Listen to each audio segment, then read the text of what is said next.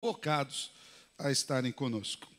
Quero abrir a minha Bíblia e convidar os irmãos a abrirem suas Bíblias no livro do profeta Isaías, no seu capítulo 9, um dos textos clássicos acerca do Natal.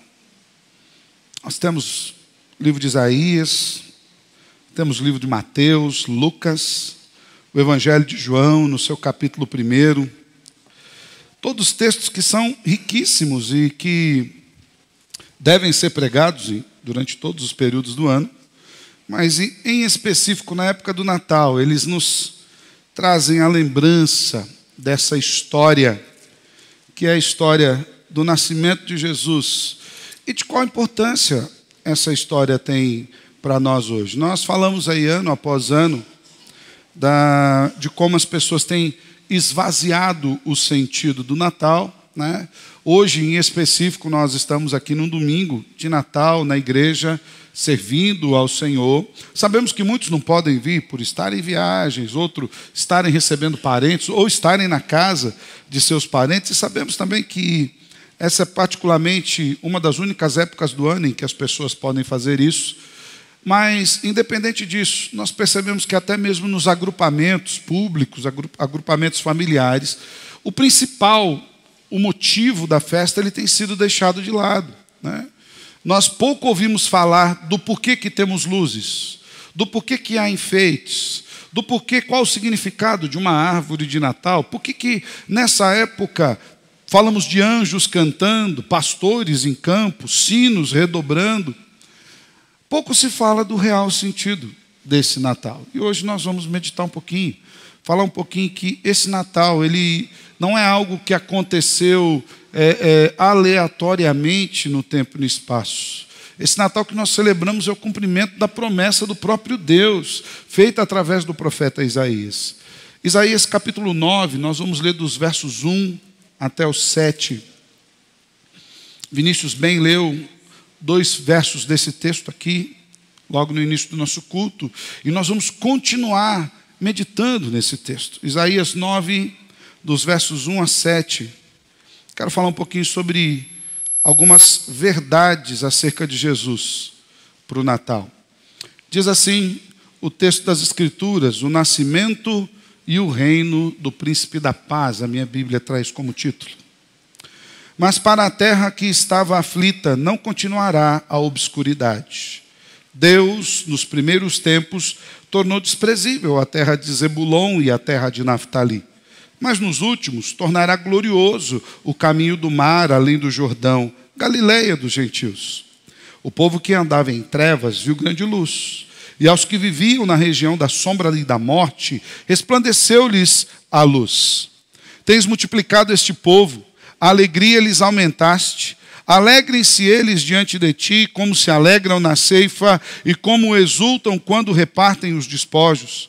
Porque tu quebraste o jugo que pesava sobre eles, a vara que lhes feria os ombros e o cetro do seu opressor, como no dia dos midianitas. Porque toda a bota com que anda o guerreiro no tumulto da batalha, e toda a veste revolvida em sangue serão queimadas, servirão de pasto ao fogo. Porque um menino nos nasceu, um filho se nos deu. O governo está sobre os seus ombros, e o seu nome será Maravilhoso Conselheiro, Deus Forte, Pai da Eternidade, Príncipe da Paz, para que se aumente o seu governo e venha a paz sem fim sobre o trono de Davi e sobre o seu reino, para o estabelecer e o firmar mediante o juízo e a justiça, desde agora e para sempre. O zelo do Senhor dos Exércitos fará isso. Até aqui. Vamos orar mais uma vez? Obrigado, Senhor, pela oportunidade que o Senhor nos dá. Estamos reunidos na Tua casa, nessas horas da noite, finalzinho de tarde, Senhor, para bem dizer-lhe o nome, para meditarmos acerca das verdades eternas que, de fato, fazem parte, efetivamente, daquilo que é o Natal. Verdades que, diga-se de passagem, extrapolam o conceito de Natal. São verdades que transformam vidas todos os dias e renovam corações todos os dias. Mas nós queremos lhe pedir, Senhor, que em especial hoje, o Senhor nos dê atenção totalmente voltada para que nós entendamos aquilo que o Senhor Jesus significa para esse Natal, e que nós não apenas digamos isso às outras pessoas, mas que nós vivamos essa verdade nas nossas próprias vidas constantemente. É em nome de Jesus que oramos. Amém e amém. A gente fala da questão de Jesus no Natal, mas todos os dias são dias de proclamação da salvação em Jesus Cristo. Não há nenhum dia na nossa vida em que nós tenhamos uma espécie de liberdade para não falar de Jesus. O que difere é que no Natal nós temos um ambiente, eu não diria propício, mas um ambiente preparado que aponta, os sinais apontam para o nascimento de Jesus. Mas esse nascimento de Jesus, já falamos também várias vezes, é muito além do nascimento de um menino especial. É muito além do nascimento apenas de um bebê conhecido por toda a humanidade. É muito além do nascimento de um grande sábio que viveu ali no Oriente Médio há cerca de 2000 anos atrás. O nascimento de Jesus, ele é um marco na vida e na fé, porque é a presença do próprio Deus pisando no mundo dos viventes. É o Deus eterno, Criador de todas as coisas, se fazendo carne e habitando entre nós. É o próprio Deus adentrando através do ventre de Maria, tomando forma humana e nascendo e vivendo nesse mundo e marcando os seus pés na poeira desse mundo, sendo tentado, sofrendo, obedecendo a Deus em absolutamente tudo, para que nós, por intermédio do seu sacrifício na cruz do Calvário, fôssemos salvos. Falamos domingo passado que o Jesus celebrado no Natal não é o Jesus menino, é o Jesus da obra completa, que nós não temos como fracionar essa história de Jesus por partes. Não dá para celebrar o Jesus no Natal, na sexta-feira santa celebrar o sofrimento e a morte, e no domingo de manhã celebrarmos a ressurreição na Páscoa. Não é assim a história de Jesus, fracionada. É o único Deus, é o único homem, é o único ser perfeito, vindo do próprio Deus, para que nós o observemos como um todo. E quando nós olhamos para esse texto do profeta Isaías, nós começamos também a entender que esta vinda de Jesus na história não é uma vinda fortuita. Não veio ao sabor do acaso.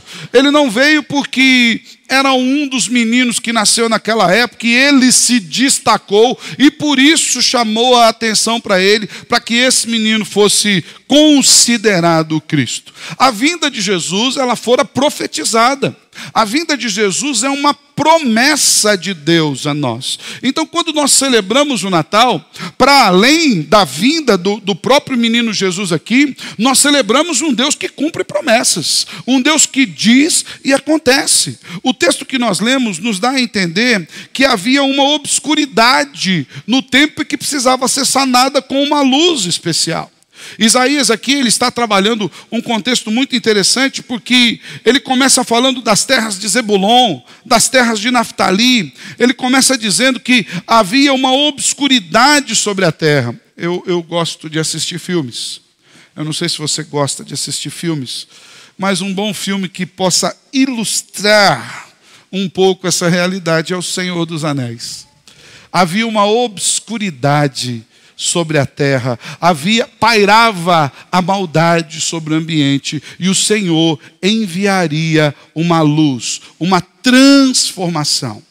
Quando nós olhamos para os nossos dias, nós também percebemos que, embora estejamos iluminados por luzes, embora tenhamos festas por todos os lados, ontem, pela madrugada, aí à meia-noite, nós ouvimos aí os rojões estourando pelas cidades, as pessoas festejando, uns festejando com a motivação correta, outros festejando com a motivação errada, mas embora nós tenhamos todo esse clima festivo, e as pessoas troquem presentes, e coloquem as suas árvores de Natal, e os desenhos da televisão, eu prestei atenção muito naquilo que falavam os desenhos e os filmes da última semana. Se você não prestou atenção, eu gostaria que você fizesse aí um review dessa última semana.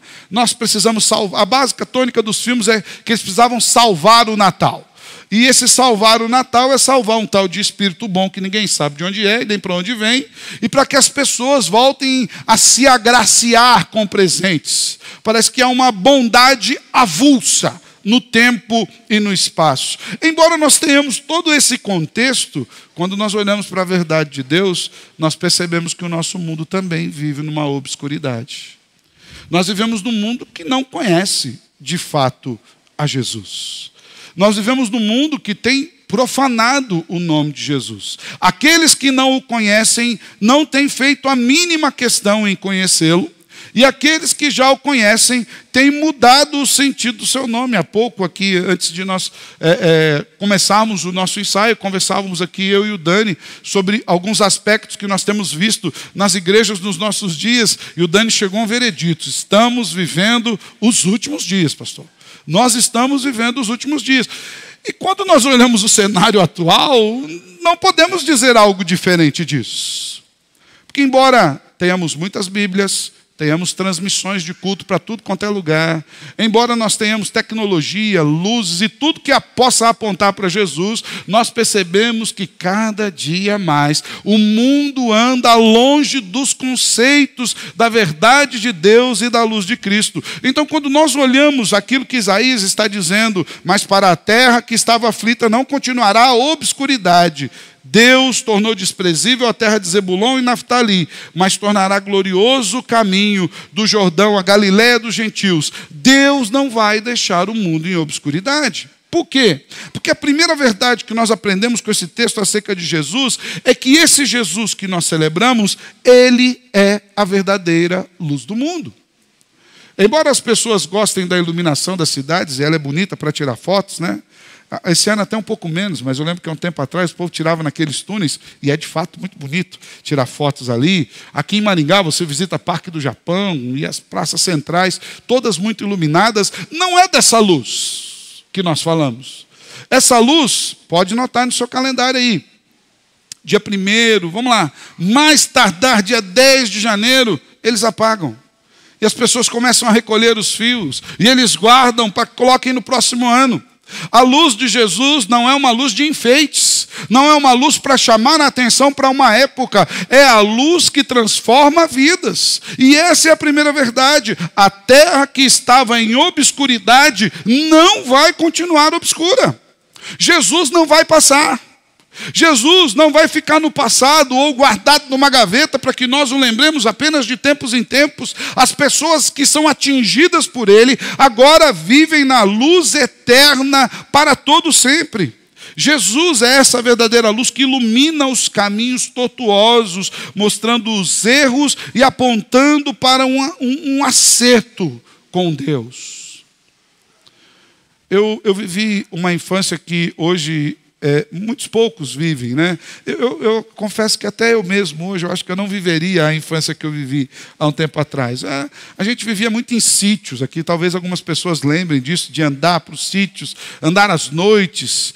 Mesmo quando não estávamos nos sítios, eu lembro o período em que o meu irmão nasceu, nós morávamos em Curitiba. Meu pai pedreiro, ele trabalhava de dia lá nas suas obras, e à noite, ao final da tarde, ele encontrou um charco, um lamaçal, que tinha agrião natural ali, que dava naturalmente. Ele ali colhia aquele agrião, e ele levava para casa, fazia fardos e ia vender à noite, para que o meu irmão tivesse, para comprar leite ninho para o meu irmão. E resolveu, né? Você viu o tamanho do meu irmão, né? É grande, o leite ninho surtiu o devido efeito. Mas eu lembro que aquelas noites, às vezes quando nós íamos para casa, eram escuras. Nós morávamos em Curitiba à época, não tinha tanta iluminação quanto hoje. E quantas vezes eu ia andando à noite, tropeçava nos sapos e chutava assim os sapos onde a gente olhava. E precisava de uma lanterna. Também não tinha lanterna de celular. Era no máximo uma tochinha, uma toceira ali, ou uma lanterninha mesmo de mão. Quem andou no sítio também, como eu falava, à noite precisava da iluminação. Quando a lua era muito clara, você já conhecia ali os caminhos pela luz da lua, então você andava com farolete para iluminar. Para quê? Para evitar que tropeçássemos, para evitar que caíssemos, para evitar que nos machucássemos. A ilustração, quando falamos que Cristo é a luz, Ele é a luz que nos ilumina para que não andemos por caminhos tortuosos, para que nós consigamos perceber quais são os caminhos de pecado e nos desviarmos desses caminhos. Aqui, Isaías usa uma figura do seu tempo que são as terras de Zebulon e Naftali. Às vezes nós lemos esse texto e passamos por ele assim, sem imaginar o que tem a ver essas terras. Zebulon e Naftali foram as primeiras terras do reino do norte de Israel, que foram devastadas pela invasão dos assírios. Ali, que era uma região próspera até então, se tornou uma região de morte, uma região de tristeza. Zebulon e Naftali foram completamente arrasadas. E pior do que esse arrasar físico, também Zebulon e Naftali foram alijadas num tempo e num espaço para que a fé se arrefecesse ali, mesmo a fé judaica do povo de Israel. Tanto que depois, Zebulon e Naftali é a região onde estava a cidade de Cafarnaum, cidade sobre a qual o próprio Jesus disse: Cafarnaum, se até em Sodoma e Gomorra tivesse feito os milagres que foi feito no meio de vocês, eles teriam sido salvos. Então você percebe que era uma região que não apenas pelo sofrimento físico, mas também por um isolamento espiritual no seu coração, estava afastada de Deus.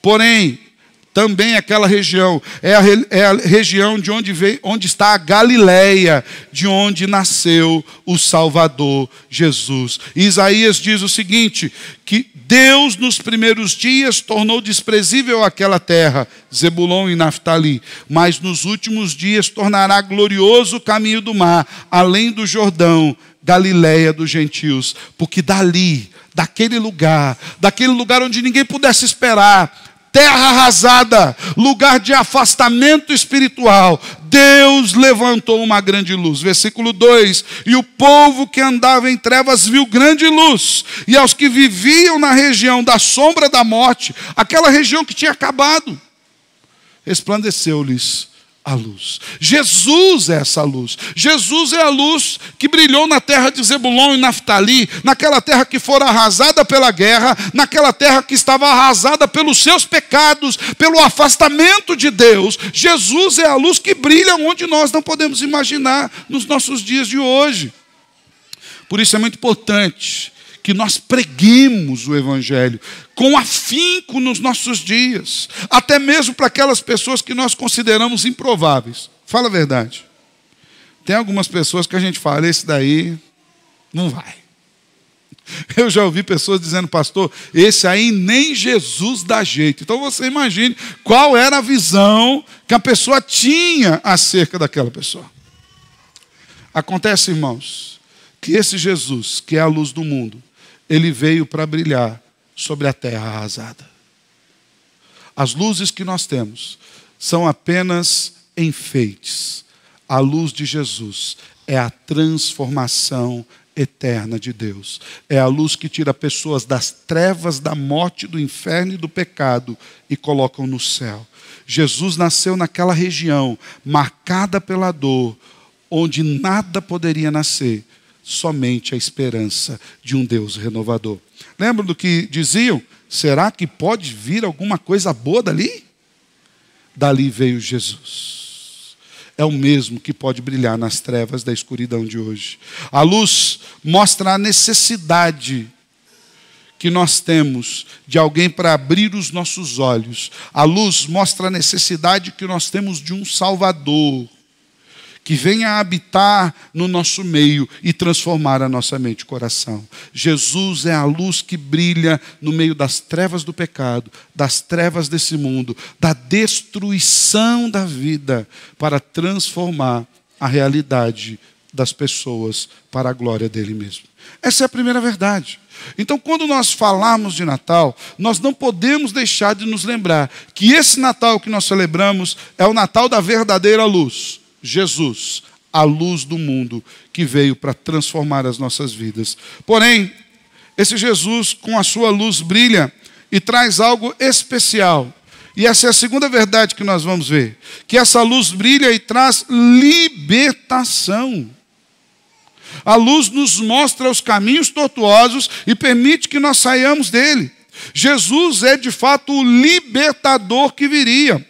Olha o que nos diz os versículos 3 até o 5. Se você tiver com a sua Bíblia aberta, peço que você acompanhe, por favor. Diz assim: tens multiplicado este povo, a alegria lhes aumentaste. Alegram-se eles diante de ti, como se alegram na ceifa, e como exultam quando repartem os despojos. porque tu quebraste o jugo que pesava sobre eles, a vara que lhes feria os ombros e o cetro do seu opressor, como no dia dos midianitas. Porque toda bota com que anda o guerreiro no tumulto da batalha, e toda veste revolvida em sangue serão queimadas, servirão de pasto ao fogo. Jesus é aquele que quebrou o jugo que havia sobre nós. Jesus é aquele que traz a libertação do pecado. A ideia de jugo aqui, em específico, é a ideia de juízo. Havia um juízo que pesava sobre aquela região. Voltemos aí a Zebulon e Naftali, terra arrasada. Dali não pode vir mais nada. Aquilo acabou. Jesus é aquele que transforma essa realidade. Quando nós olhamos para a nossa vida sem Cristo, a nossa vida é terra arrasada, irmãos. Não tem nenhum de nós que é melhorzinho, bonzinho. Às vezes nós temos aquela ideia errônea. Ah, pastor, eu sou até uma pessoa boa. Só me falta um negocinho, só um pouquinho, mais um pouquinho. Se eu der uma ajustada, eu tenho um ou outro pecado que eu não consigo abandonar. É um negocinho aqui, um negocinho ali. Eu dou uma arrumadinha e estou jóia. Essa é uma visão completamente equivocada acerca de nós mesmos. Nós estamos completamente perdidos em nossos pecados. E diga-se de passagem, essa visão é fruto dos nossos pecados também, que nos cega a vista para ver o quanto nós precisamos de um Salvador que nos redima por completo. Jesus é aquele que redime por completo, que quebra o jugo, que quebra a vara que está sobre os nossos ombros, que quebra o cetro do opressor. Jesus é aquele que transforma a morte em vida. Ele traz alegria aos corações que estão aprisionados. Irmãos, a salvação é um presente de grande alegria. Eu não sei se você lembra do dia da sua conversão. Eu lembro do dia da minha conversão. Foi um dia de muita alegria. Foi uma transformação profunda na minha vida. Diga-se de passagem, foi algo tão marcante que mesmo depois, nas vezes em que, por conta do meu pecado, eu caía, eu patinava na vida, eu lembrava daquele dia e daquilo que o Senhor fez por mim e de como Ele me amou tão intensamente. Eu voltava a andar nos seus caminhos. Por quê? Porque às vezes, eu não sei se já aconteceu com você, às vezes quando nós caímos em pecado, embora salvos ainda pecamos, infelizmente, mas às vezes o inimigo vem no nosso ouvido dizendo, você não é salvo não. Acha, pô, abandona, sai da igreja, que isso? E outra, aquele povo lá é tudo igual a você, um bando de hipócritas, acha. Para que você vai perder tempo no meio daquele povo? E às vezes só para aquelas mentiras sujas. E às vezes enfraquecidos a gente começa a dizer, Jesus não me ama mesmo não, Ele nem pode me amar, olha como é que eu estou errado, olha como é que eu estou torto, olha como é que eu estou sujo, olha como é que eu estou distante. E essas mentiras têm por intenção nos afastar dos caminhos de Deus. Jesus é aquele que faz com que nós lembremos que isso não é verdade, que Ele nos amou intensamente e não há nada que possa nos afastar desse amor. Jesus poderia ter nascido em qualquer lugar. Ele poderia ter nascido num palácio na Jerusalém. Na verdade, ele é da linhagem real de Davi. Não seria estranho se Jesus nascesse num palácio em Jerusalém.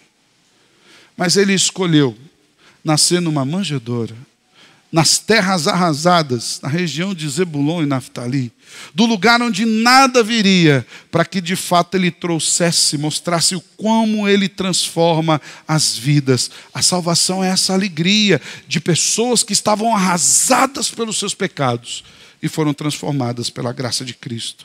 Jesus é aquele que traz essa libertação daqueles que viviam debaixo do jugo, aprisionados aos vícios, aprisionados a uma vida sem Deus, e agora têm a liberdade pelo poder do Espírito Santo de andarem com Deus. Jesus é aquele que, além de libertador, é o libertador que traz alívio para o castigo do pecado, porque Ele levou sobre si toda a condenação do nosso pecado.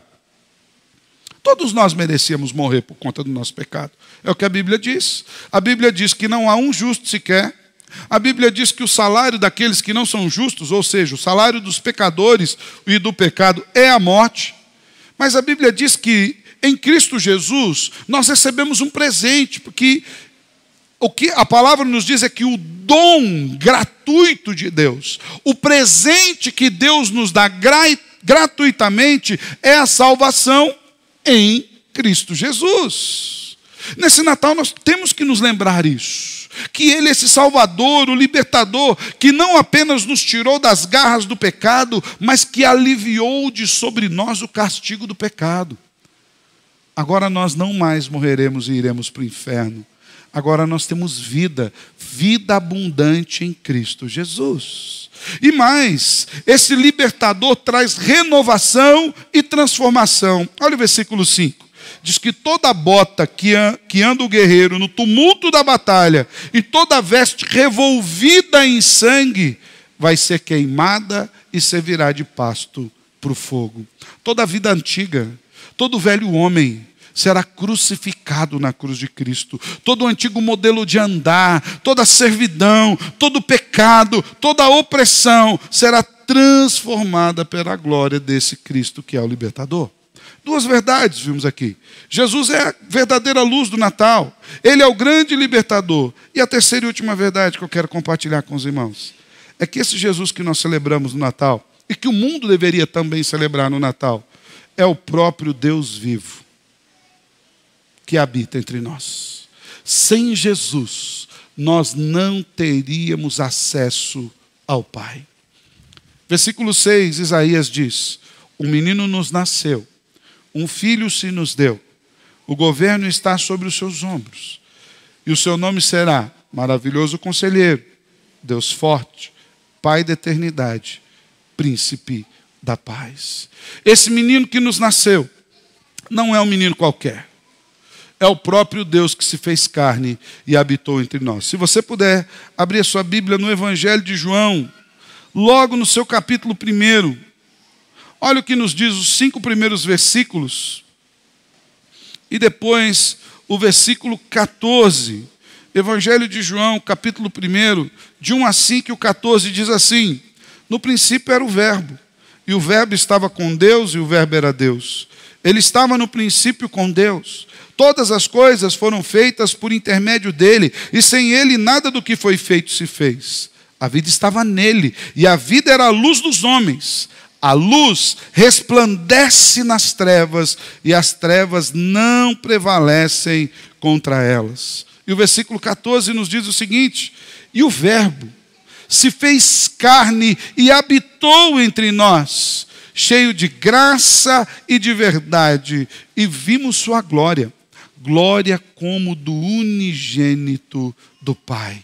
Esse menino que nos nasceu é o Verbo de Deus. É o próprio Deus que estava com o Pai desde o início de todas as coisas. Todas as coisas foram feitas por Ele, e sem Ele nada do que foi feito se fez. Ele é a luz do mundo. Ele é a vida, a luz que resplandece no meio das trevas. Ele é o Emanuel. Ele é o Deus conosco, prometido em Mateus, capítulo 1, versículo 23. Jesus é aquele que marca a entrada da divindade no mundo dos viventes, tendo o governo do universo sobre os seus ombros. Ah, irmãos, que coisa maravilhosa.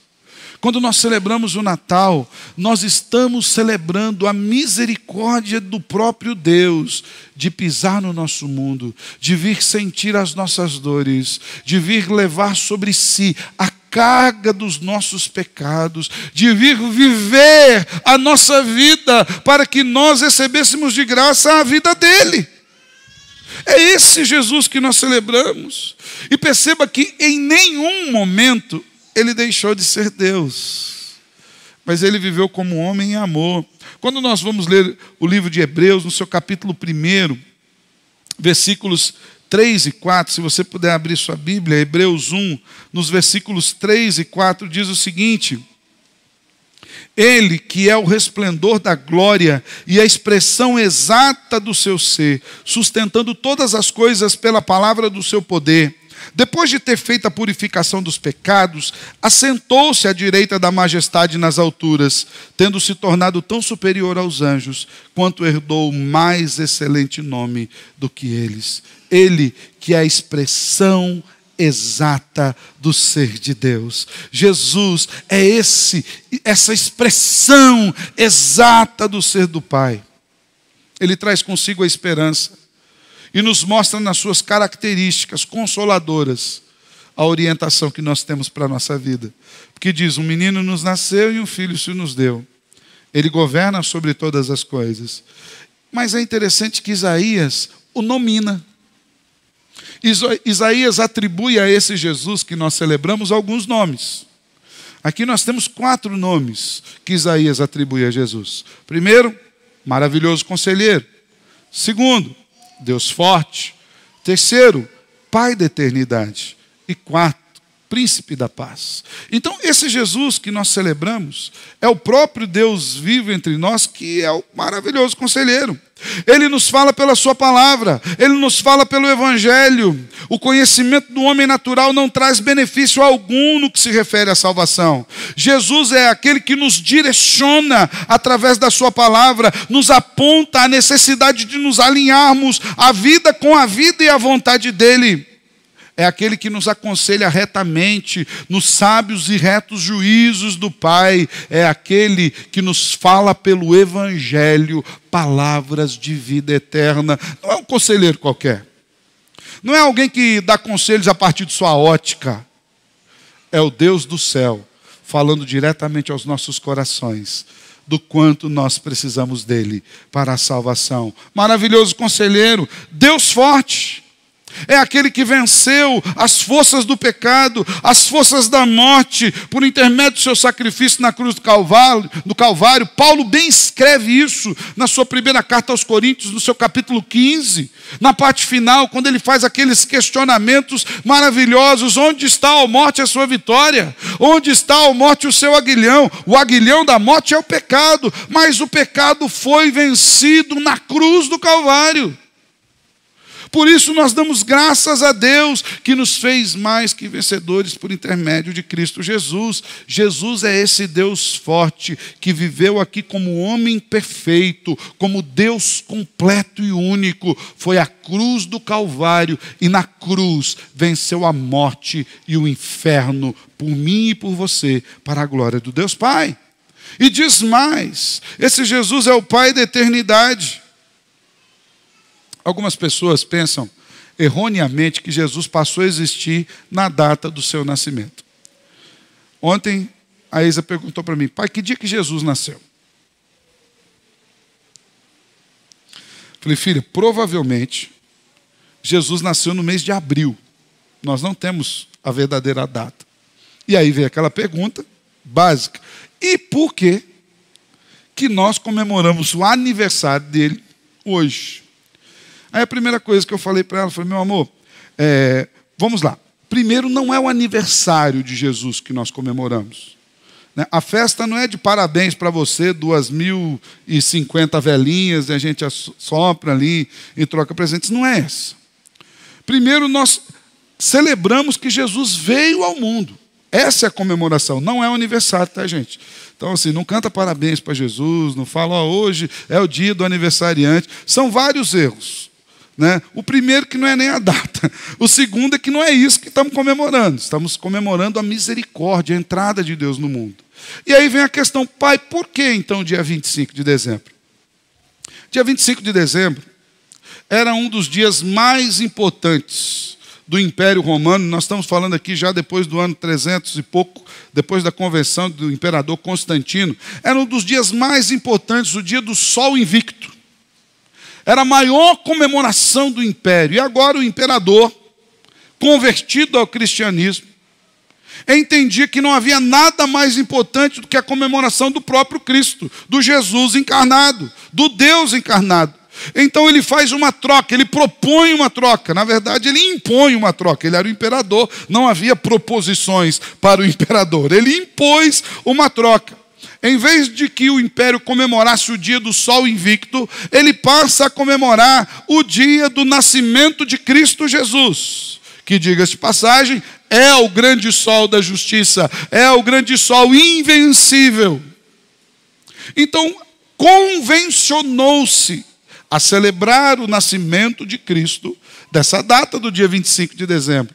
E é por isso que nós, como cristãos, nós precisamos ter isso muito claro na nossa mente. Porque senão a gente paganiza a data do Natal, tentando não paganizá-la. A gente começa a celebrar um aniversário, a gente começa a desconsiderar a importância da encarnação do Verbo no nosso meio. Então, erroneamente, alguns imaginam que Jesus passou a existir no seu nascimento. Mas apesar de ele ter entrado temporalmente no mundo através da sua encarnação, ele sempre existiu. Ele é eterno, tal qual o Pai é eterno. No Evangelho de João, no seu capítulo 8, no versículo 58, nos diz o seguinte, acerca do Salvador Jesus Cristo. Em verdade eu vos digo, antes que Abraão existisse, eu sou. Eu gosto muito dessas terminologias que Jesus usava e que inspiradamente o autor bíblico relatou nas Escrituras. Porque ele não diz aqui, antes de Abraão existir, eu era. Ele poderia ter dito isso. Nós entenderíamos, nessa complexão verbal, não entenderíamos? Que antes de Abraão existir, ele era. Mas a ideia aqui não era de denotar temporalidade. Era de denotar eternidade. Quando Jesus diz, antes de Abraão existir, eu sou, ele está arrogando para si, trazendo para si a mesma nomenclatura que o Pai disse acerca de si mesmo, quando ele falou para Moisés quem ele era, na hora que Moisés fosse falar diante de Faraó. Deus falou assim, você vai e diz a Faraó, eu sou, te enviou.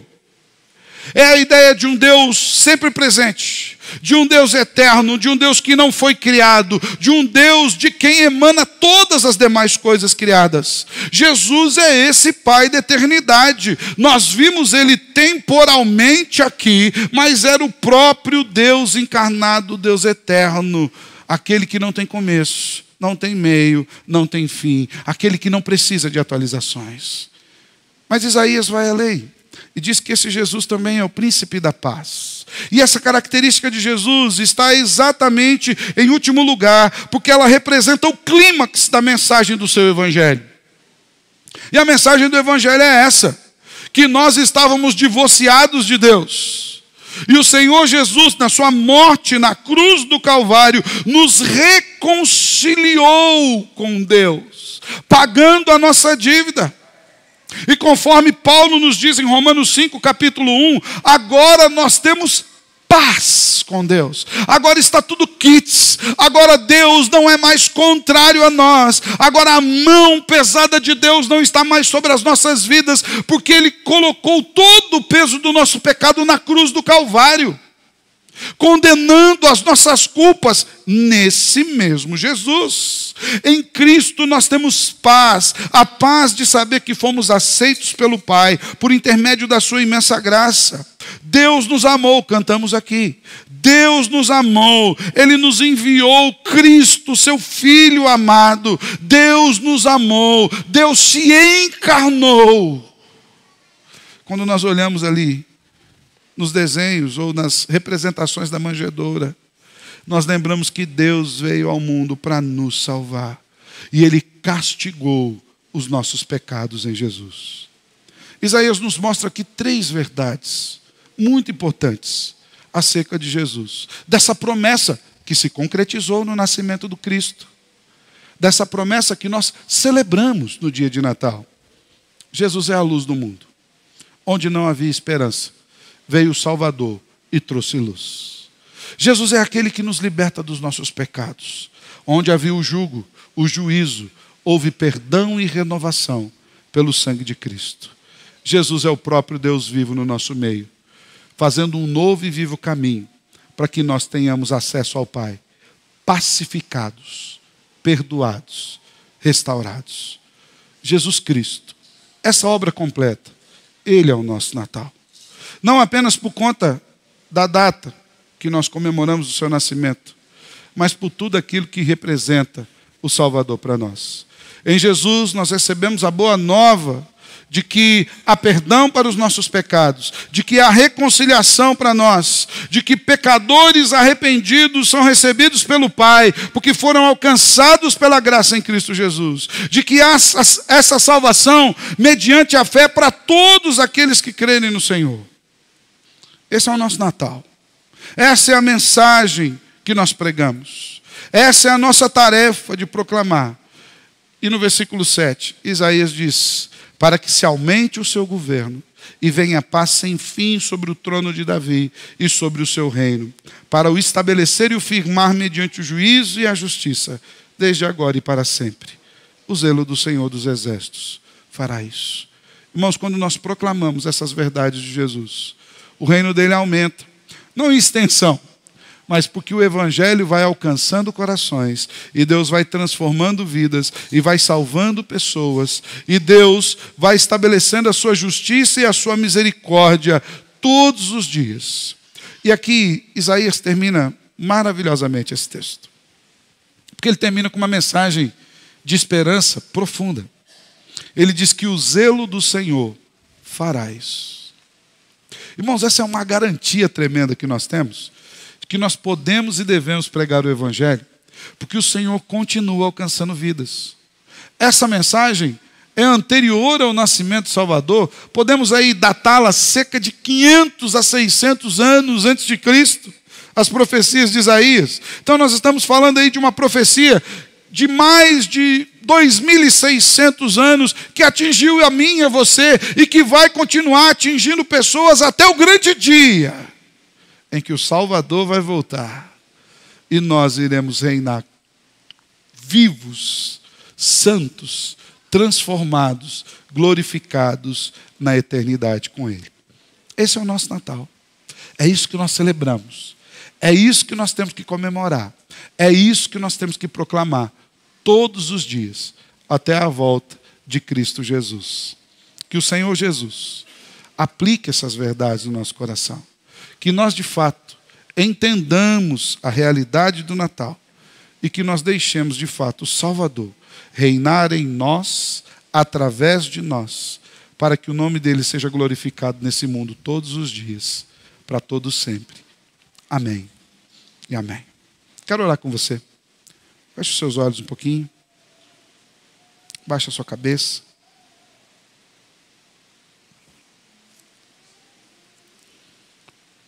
Senhor, muito obrigado, porque a Tua palavra nos revela a verdade sobre quem Tu és.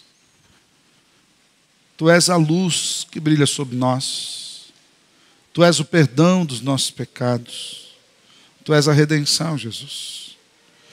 Tu és o maravilhoso conselheiro, Deus forte, Pai da eternidade, príncipe na paz. Tu és o próprio Deus que veio ao mundo e nós vimos a sua glória como a glória do Pai. Por isso, Senhor, eu quero lhe pedir que o Senhor aqueça os nossos corações. Aqueça-nos de maneira, Senhor, que nós sejamos incentivados pelo poder do Teu Espírito a vivermos essas verdades como perdoados e transformados, e também a proclamarmos essas verdades a esse mundo que tem se afastado do Senhor. Pedimos que a Sua misericórdia, a Sua longanimidade esteja sobre todos aqueles a quem o Senhor quer salvar, até o dia em que o Senhor venha. E que nesse intervalo do agora até o grande encontro contigo, que nós vivamos debaixo da Tua graça. Que a Tua igreja continue fiel e proclamando o Teu Evangelho. E que o Senhor nos abençoe como filhos do Deus eterno, de maneira que nós vivamos falando desse Evangelho e no poder desse Evangelho. É em Cristo que nós oramos. Amém e amém. Glória a Deus. Nossa.